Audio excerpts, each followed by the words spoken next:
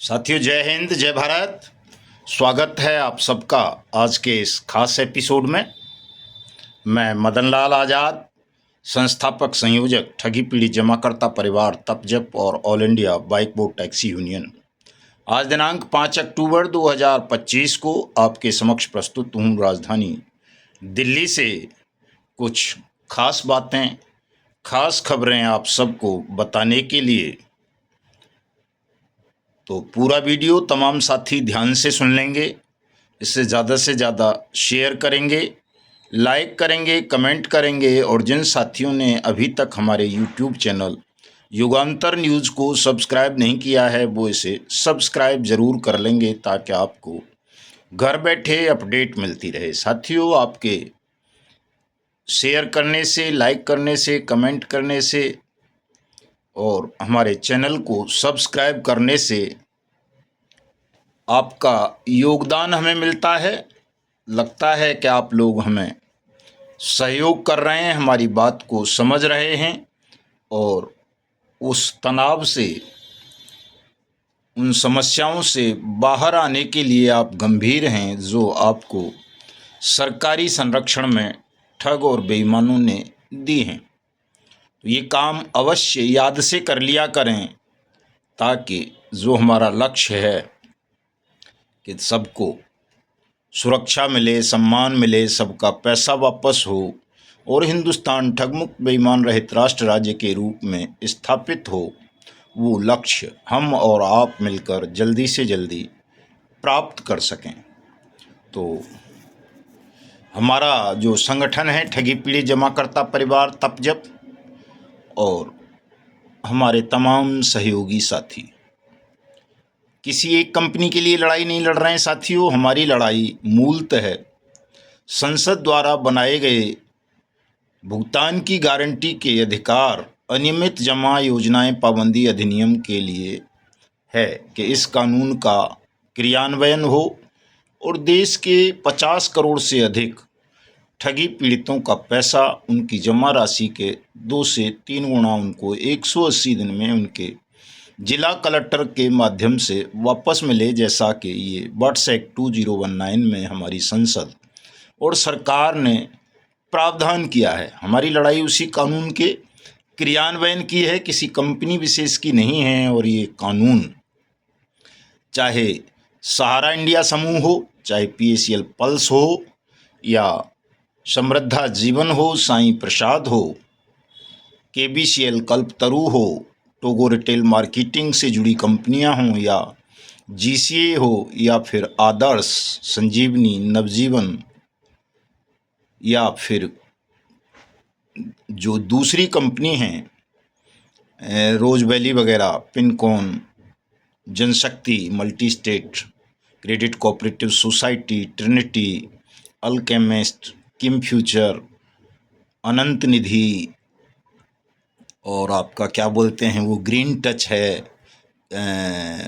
हीरा gold है और जी आपका क्या बोलते हैं उसको सबसोरेन है या ड्यूबेल है या bike boat hello taxi top ride है या फिर देश भर में सबसे अधिक युवाओं को ठगने वाली कंपनी सागा समूह हो, सागा ग्रुप, जिसकी 7 मल्टी स्टेट क्रेडिट कोऑपरेटिव सोसाइटियों ने देश के लाखों युवाओं को चीट किया है।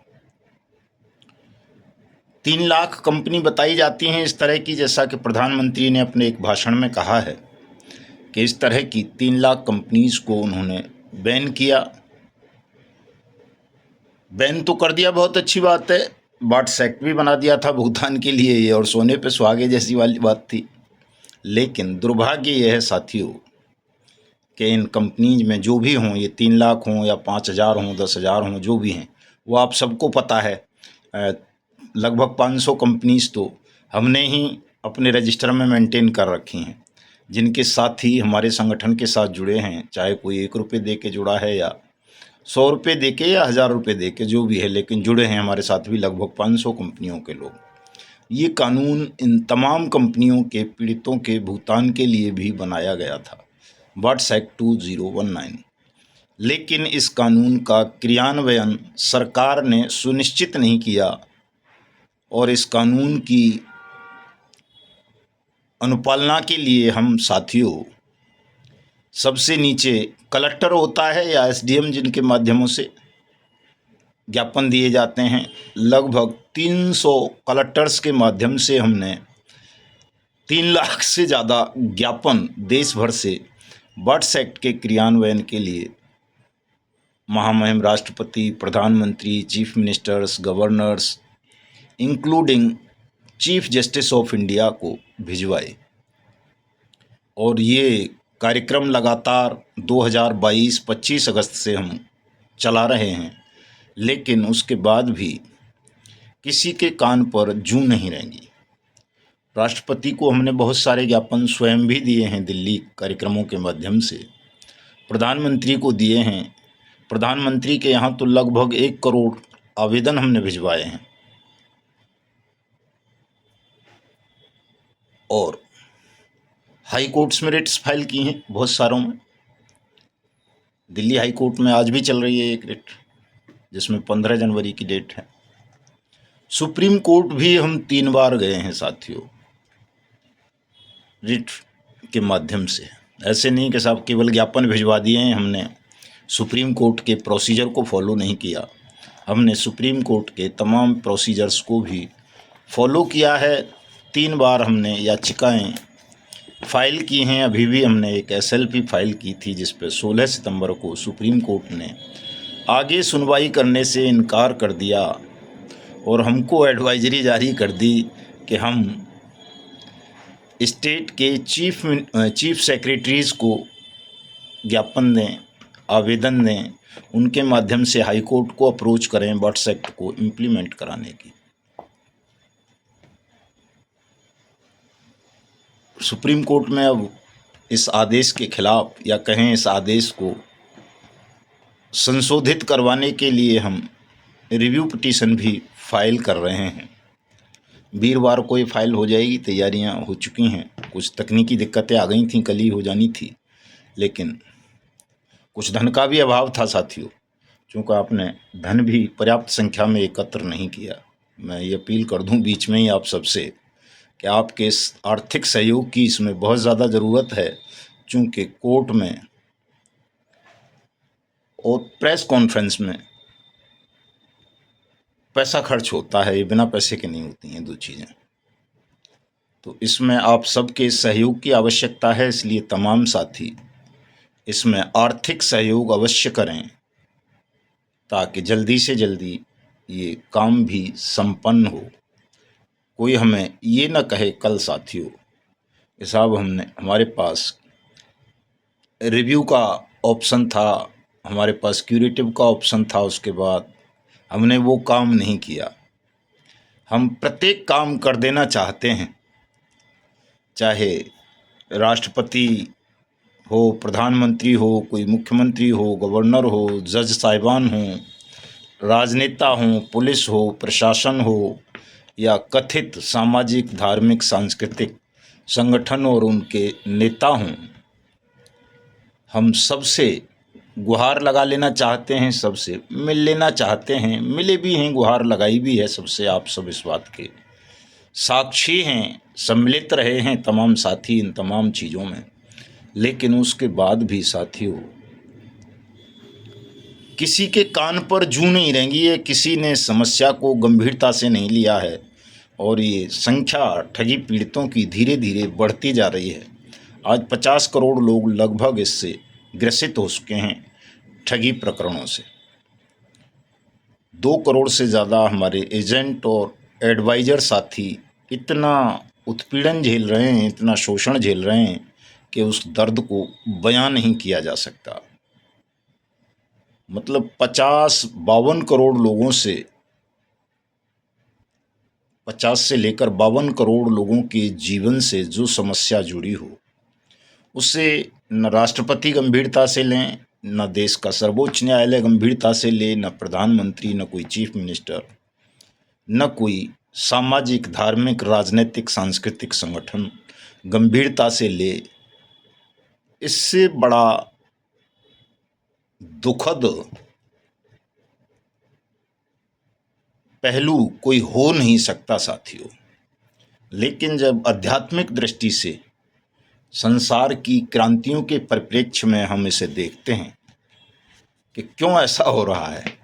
सबको पता है कि हाँ भाई, 50 करोड़ से ज़्यादा लोग ठगी प्रकरणों का शिकार बन चुके हैं, और ये भी सबको आभास होगा जो व्यवस्था में बैठे हुए हैं कि कहीं ये एकजुट हो गए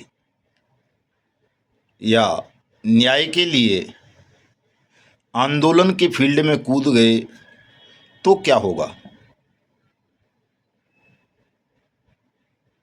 नेपाल, बांग्लादेश, श्रीलंका या और जगह उससे भी बुरे हालात हो सकते हैं। इतनी बड़ी आबादी तो कहीं शायद अन्याय का, शोषण का, उत्पीड़न का शिकार नहीं थी जितनी बड़ी आबादी हिंदुस्तान में ठगी प्रकरणों का शिकार बन गई है।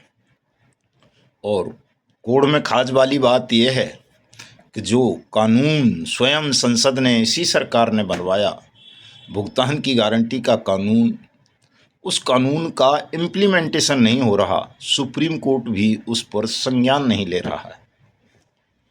तो कहीं ऐसा तो नहीं साथियों कि इन सब के बुद्धि विवेक का हरण स्वयं ईश्वर ने कर लिया हो और ठगी पीड़ितों के माध्यम से भगवान ही स्वयं हिंदुस्तान में कोई ऐसा परिवर्तन लाना चाहते हों जो कभी हुआ ही नहीं है। भारत में क्रांति नहीं हुई है साथियों कभी भी। सत्ताएं तो बदलती रही हैं, लेकिन क्रांति कभी नहीं हुई है किसी अन्याय के विरुद्ध, शोषण के विरुद्ध। दुनिया में हुई हैं, भारत अछूता रह गया है क्रांतियों से, परिवर्तनों से। ऐसा आभास हो रहा है जैसे स्वयं नारायण ये चाह रहे हों कि हिंदुस्तान के ठगी पीड़ितों को एकजुट होकर क्रांति करनी चाहिए, न केवल सत्ता परिवर्तन के लिए बल्कि व्यवस्था परिवर्तन के लिए भी, और स्वयं इन ठगी पीड़ितों को अपना भुगतान, सुरक्षा, सम्मान और ठगमुक्त, बेईमान रहित राष्ट्र राज्य के रूप में हिंदुस्तान का निर्माण करना चाहिए। मुझे यही आभास हो रहा है साथियों, अन्यथा ऐसा किसी भी मामले में होता नहीं है। कोई छोटी सी समस्या हो तो उस पर प्रधानमंत्री बोलता है, राष्ट्रपति के दर्द होने लगता है, सुप्रीम कोर्ट स्वतः संज्ञान ले लेता है, रिट पिटीशन भी फाइल करने की आवश्यकता नहीं पड़ती है, पूरा मीडिया चीख चीख के आसमान सिर पर उठा लेता है। लेकिन हमारे मामले में विपरीत हो रहा है कि नेता प्रतिपक्ष तक जो नालियों तक की समस्या उठा देता है, सड़कों तक की। राहुल गांधी सारी दुनिया में फेमस हैं इस मामले को लेकर के, वो छोटी छोटी समस्याओं पर भी बोलते हैं, खुलकर बोलते हैं। लेकिन 50 करोड़ से ज़्यादा हिंदुस्तानियों की इस पीड़ा की वो भी लगातार अनदेखी कर रहे हैं। एक शब्द नहीं बोला कभी राहुल गांधी ने या दूसरे लोगों ने भी, नेताओं ने जो प्रतिपक्ष में बैठे हुए हैं। शासन में बैठे हुए लोगों की बात समझ में आती है कि वो नहीं बोलेंगे, लेकिन जो विपक्ष में बैठे हैं वो भी इतनी बड़ी समस्या की लगातार अनदेखी कर रहे हैं।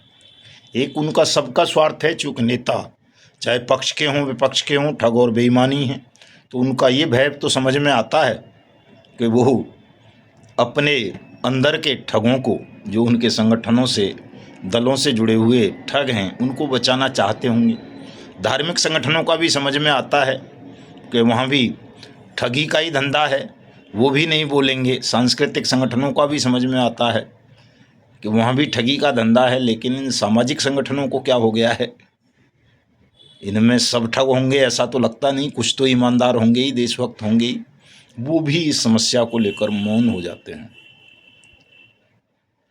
तो स्थितियों पर जब हम समग्र रूप से दृष्टिपात करते हैं, इनका अध्ययन करते हैं, इनकी समीक्षा करते हैं, तो साथियों हमको यही संकेत मिलते हैं, यही आभास होता है कि ठगी पीड़ितों के माध्यम से स्वयं नारायण नवयुग का निर्माण चाहते हैं, हिंदुस्तान को ठगमुक्त बेईमान रहित राष्ट्र राज्य के रूप में स्थापित करते हुए वो ये चाहते हैं कि आप स्वयं अपना भुगतान सुरक्षा सम्मान तय करें और न्याय दें समूचे हिंदुस्तान को, भारतवर्ष को।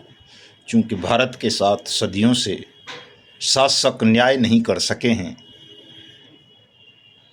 और इस अन्याय का खात्मा करने के लिए ईश्वर ने ठगी पीड़ितों को चुन लिया है, इसलिए उनकी संख्या निरंतर बढ़ती जा रही है। मैं समझता हूँ हिंदुस्तान का आज कोई भी ऐसा नागरिक जो सर्वोच्च पदों पर ना हो, यानी इस स्थिति में ना हो कि अगर उसे कोई 5 लाख ठग ले तो 50 करोड़ ना ठग सके दूसरों से, ऐसे लोगों को छोड़ दिया जाए 3-4% को, तो समूचा हिंदुस्तान आज ठगी प्रकरणों का शिकार बन चुका है।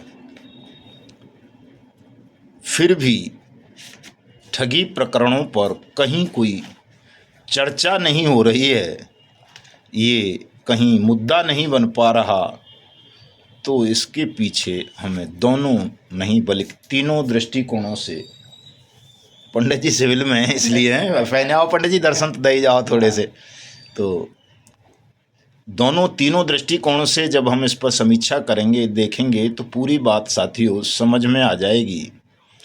हमें राजनेताओं का, प्रशासन का, शासन का, संसद का, अदालतों का, मीडिया का भय समझ में आ जाएगा कि वो क्यों डर रहे हैं और क्यों उनके दिल दिमाग पर, आँखों पर पर्दा पड़ गया है कि वो ये नहीं देख पा रहे कि अगर आपने भुगतान नहीं किया लोगों का तो क्या होगा। हमेशा मौन तो नहीं रहेगा हिंदुस्तान, हमेशा तो ये नहीं हो सकता कि भूल जाएं लोग अपनी मेहनत की कमाई को, आपस में लड़ते रहेंगे। एक दिन उनकी समझ में आ जाएगा राजनेताओं का छल, शासकों का छल, संसद का छल, अदालतों का छल, मीडिया का धोखा।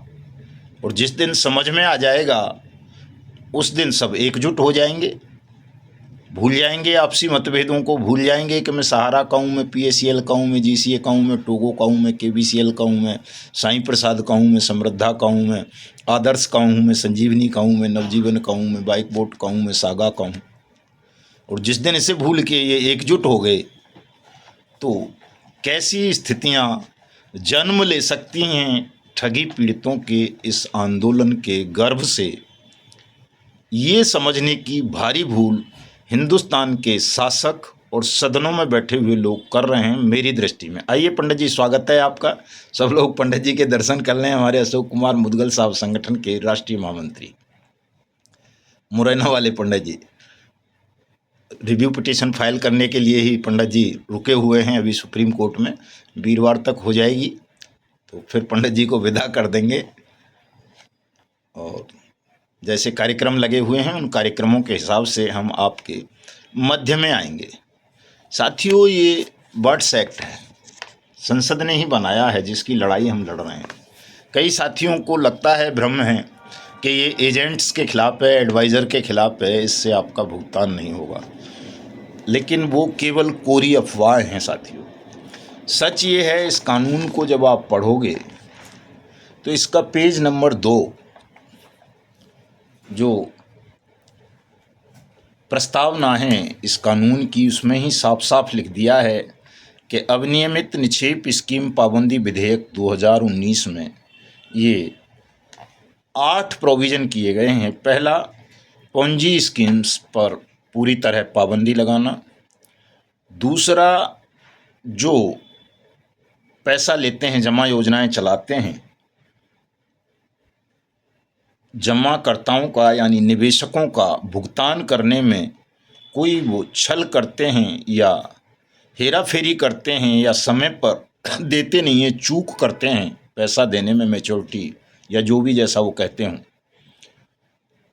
उसकी बाध्यता को अधिरोपित करना कि किसी का पैसा डूबे ना, वो पैसा उनको मिले। तीसरा है दंड की व्यवस्था ऐसी स्कीम्स चलाने वालों के लिए। चौथा है अगर उन्होंने पैसा नहीं दिया तो भी डबल दंड उनको दिया जाए। और पांचवा है कि स्टेट यानी राज्य सरकार, किसी भी राज्य की या केंद्र की भी, वो ऐसे ठगों से, बेईमानों से वसूली करके निवेशकों का भुगतान करने के लिए जिला स्तर पर सक्षम प्राधिकारियों की नियुक्ति करेगी।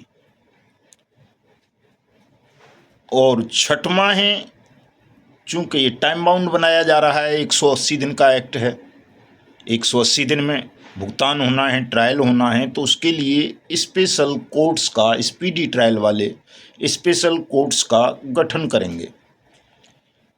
सातवां है एक सेंट्रल गवर्नमेंट, जो चूंकि हमारा देश राज्यों का संघ है, संघ सरकार है और राज्य सरकारें हैं, केंद्र सरकार जिसे बोल देते हो आजकल तो कुछ धूर्त और मूर्ख उसे मोदी सरकार बोल देते हैं, जब मोदी सरकार कोई नहीं होती है, व्यक्ति की सरकार नहीं होती है, सरकार देश की और राज्यों की होती है।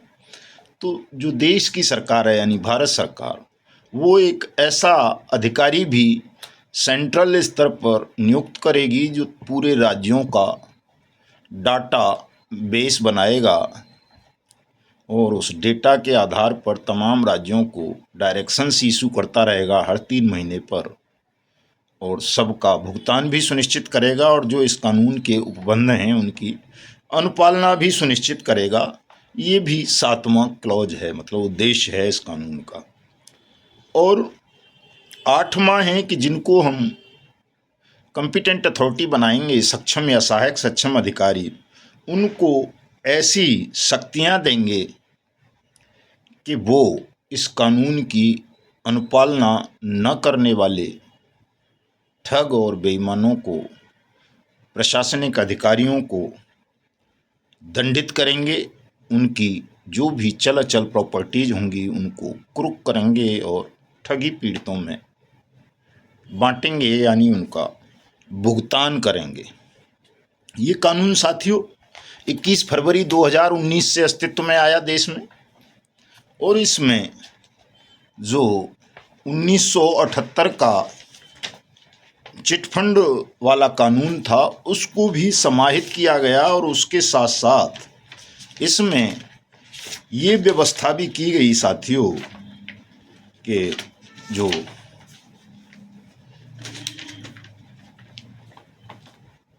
लाइसेंस शुदा कंपनी होती थी, यानी जो रेगुलेटेड होती थी, यानी वो भारतीय रिजर्व बैंक से मान्यता प्राप्त हों या सेबी से या क्रेडिट कोऑपरेटिव सोसाइटी हों, मल्टी स्टेट या स्टेट लेवल की, चूँकि ये तीनों चीज़ें जिनके पास ये लाइसेंस होते हैं, जो आरबीआई से, सेबी से या सीआरसी से अप्रूव्ड होती हैं, उनको नियमित माना जाता है, अनियमित नहीं माना जाता।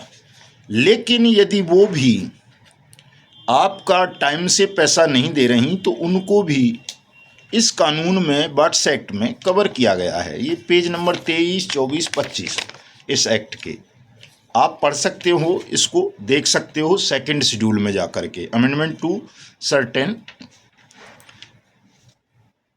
ये कोई हम अपनी तरफ से नहीं कह रहे हैं। कई साथी ये कहते हैं ना, जैसे कि साहब ये इस कंपनी पे, सागा पे लागू नहीं है, सहारा पे लागू नहीं है, पीएसीएल पे लागू नहीं है, या रोज वैली पे लागू नहीं है, या पिनकोन पे, या समर्थ पे, या आदर्श पे, या समृद्धा पे, या साईं प्रसाद पे, या जीसीए पे, या टोगो पे, या बाइक बोट पे, या साईं प्रकाश पर।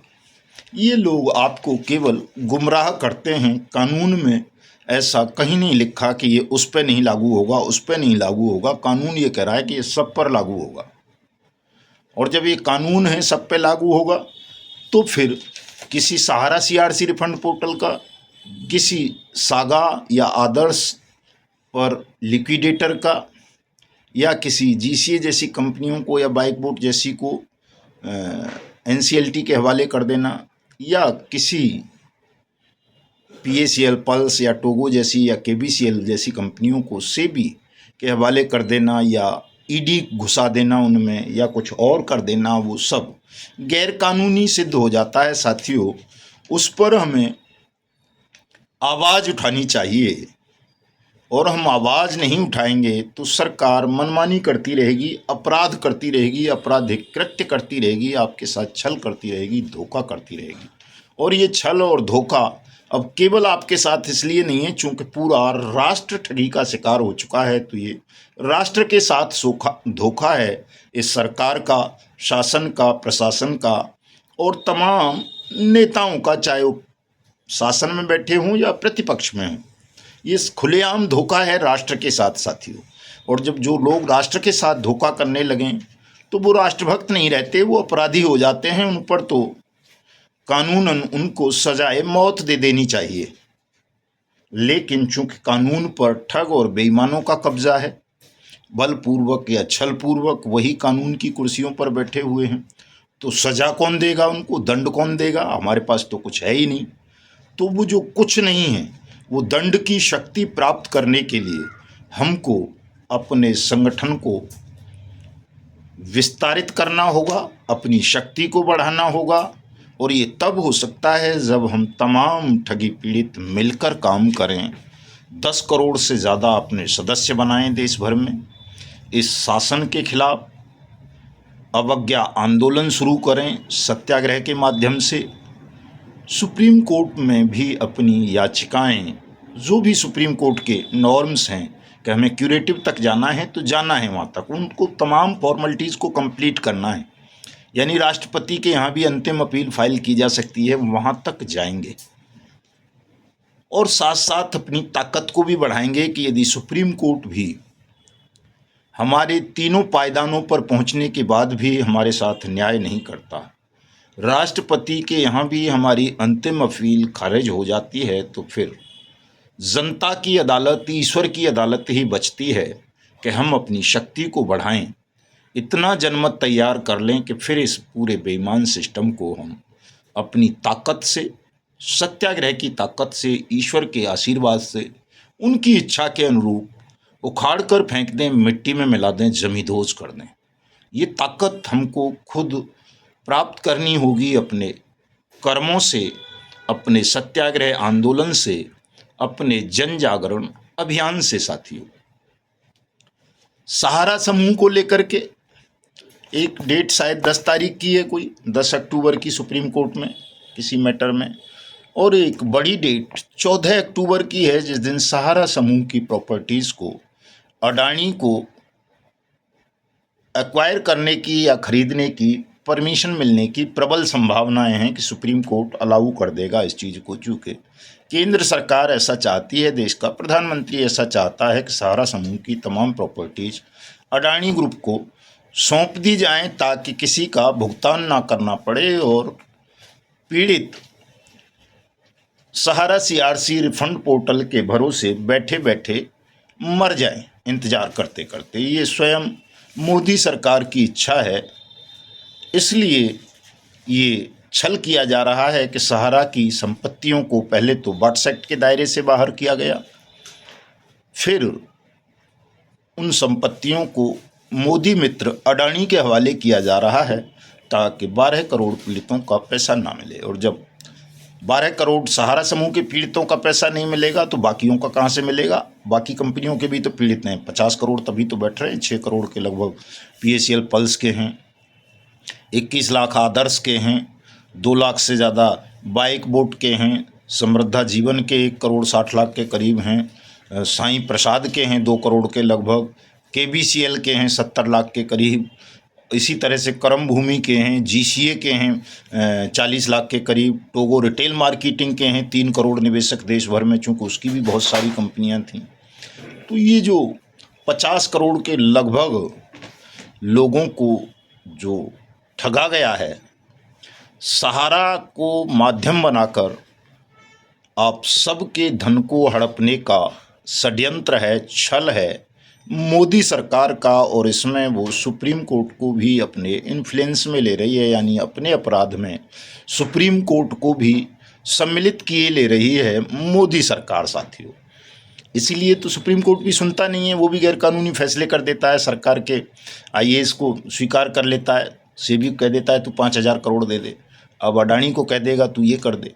और पैरोल पे छोड़ दिया था सुब्रत को, जब पैरोल बनता नहीं था उसका, माँ के अंतिम संस्कार वाली बात समझ में आती थी, लेकिन उसके बाद उसके लगातार पैरोल को फिर इंटरिम में बदल देना और उसको गिरफ्तार ही ना करना और उसको मौत का बहाना बना कर के वो मर गया, विदेश भगा देना, ये तमाम छल सरकार की मिलीभगत से हुए हैं, सुप्रीम कोर्ट के सरकार के इन्फ्लुएंस में आ जाने से हुए हैं साथियों, जो काबिले माफ़ी नहीं है। ये क्षमा अगर आप कर देते हो ऐसे अपराधों को भी, तो फिर ये आपकी भी कायरता होगी, नपुंसकता होगी, देश के प्रति गद्दारी होगी।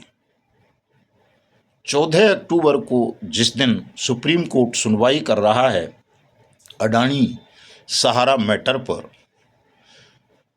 मेरी अकेले की नहीं, तमाम संगठनों की ये इच्छा है जो सहारा समूह के लिए भी काम करते हैं कि तमाम देश के ठगी पीड़ित उस दिन सुप्रीम कोर्ट पहुँचें 14 अक्टूबर को, और सुप्रीम कोर्ट के चारों ओर इतनी बड़ी मानव श्रृंखला बना दी जाए कि सुप्रीम कोर्ट या केंद्र सरकार दोनों मिलकर के भी सहारा समूह की संपत्तियों का हस्तांतरण अडानी ग्रुप को ना कर सकें, चूँकि इन तमाम प्रॉपर्टीज़ पर हमारा हक है। जिन निवेशकों के धन से वो खरीदी गई हैं, जिन कार्यकर्ताओं का खून पसीना उस निवेश में लगा है, ये उनकी प्रॉपर्टी है, पहला अधिकार उनका है इन प्रॉपर्टीज़ पर, ऐसा ये एक्ट भी कहता है साथियों, ये कानून भी कहता है ऐसा ही कि पहला अधिकार निवेशकों का है किसी भी उस संपत्ति पर जो जमा योजनाओं के माध्यम से खरीदी गई है। तो जब पहला अधिकार हमारा है, कानूनी रूप से भी, नैतिक रूप से भी, धार्मिक रूप से भी, तो उन पर कोई अडानी या मोदी या कोई और कैसे कब्जा कर लेगा और कर लेता है हमारी आंखों के देखते हुए, तो ये हमारी कायरता है, हमारी नपुंसकता है, हमारी गद्दारी है। इसलिए साथियों, आप स्वयं को सच्चे देशभक्त, वीर, साहसी मनुष्य के रूप में स्थापित करने के लिए 14 अक्टूबर को सुप्रीम कोर्ट पधारो। कुछ साथी कह रहे हैं रामलीला से पैदल मार्च करेंगे सुप्रीम कोर्ट तक, कोई दिक्कत नहीं है। जो रामलीला पहुंच सकते हैं वो रामलीला मैदान पहुंचें, वहां से पैदल मार्च करते हुए आएँ, लेकिन आपको वहां तक पहुंचना ही नहीं दिया जाएगा, ये व्यवहारिक दिक्कत है।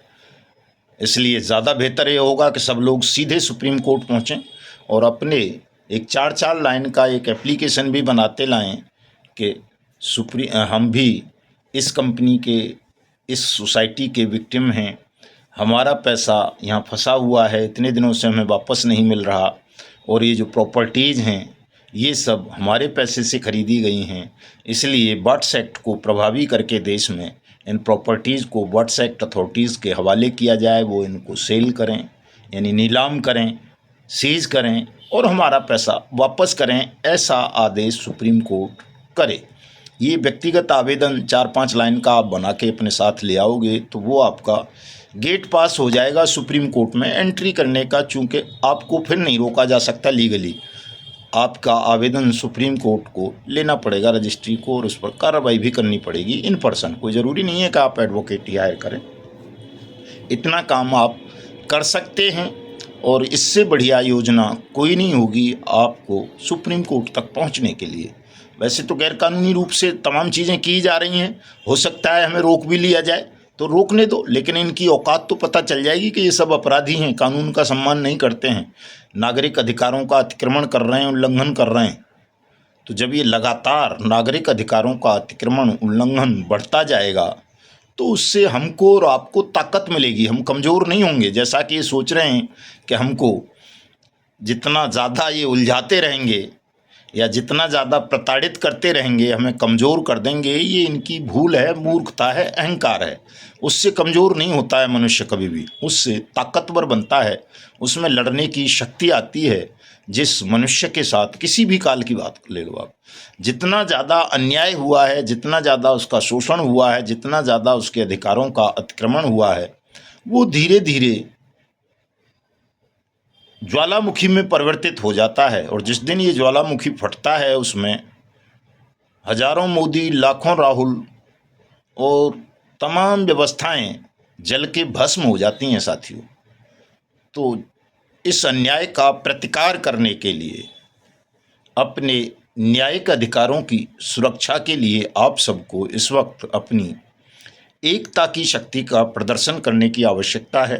इसलिए 14 अक्टूबर को देश के समस्त ठगी पीड़ित सुप्रीम कोर्ट पधारें, सुबह 10 बजे ही पहुंच जाएं और पुलिस या सरकार या उसकी अन्य एजेंसी रोकने का प्रयास करें तो रुकना नहीं है, वहीं बैठ जाना है सुप्रीम कोर्ट को घेर कर, ताकि हम न केवल ठगी पीड़ितों को बल्कि संपूर्ण राष्ट्र को न्याय सुनिश्चित करवा सकें। 15 अक्टूबर से साथियों देश में अवज्ञा आंदोलन शुरू करना है शासन के खिलाफ। फतेहपुर रहेंगे, हम हुंकार भरेंगे फतेहपुर से ही और वहीं से पूरे देश में अवज्ञा आंदोलन का श्री गणेश कर देंगे और 15 नवंबर तक इस पूरे बेईमान सिस्टम को मिट्टी में मिलाते हुए संसद के अंदर संसद के पवित्रीकरण के लिए महायज्ञ करेंगे। भुगतान सुरक्षा सम्मान महायज्ञ उसको हमने नाम दिया है। और वहीं से देश के पवित्रीकरण का सिलसिला आरंभ हो जाएगा। तो 15 नवंबर तक आपको दिल्ली में जमना है साथियों। वो भागवत कितने दिन की हो, सब 7 दिन की ये मासिक कार्यक्रम होगा साथियों, कि पूरे 30 दिन धार्मिक अनुष्ठान अपने अपने धर्म की रीति रिवाजों के अनुसार आपको दिल्ली में 15 अक्टूबर से ही शुरू कर देना है और 15 नवंबर को समापन यानी पूर्णाहुति संसद के अंदर बैठ कर के देंगे। तो मिलता हूँ आज रात 9 बजे आप सबसे फेसबुक लाइव पर आपके तमाम सवाल और शंकाओं का जवाब देने के लिए। इस पूरे वीडियो को ध्यान से सुनना, शेयर करना, ताकि पूरा राष्ट्र जागरूक हो सके और 14 अक्टूबर से ही सरकार को ये पता चल जाए कि अब भुगतान सुरक्षा सम्मान को रोकना उसके अस्तित्व के लिए घातक हो जाएगा। जय हिंद, जय भारत।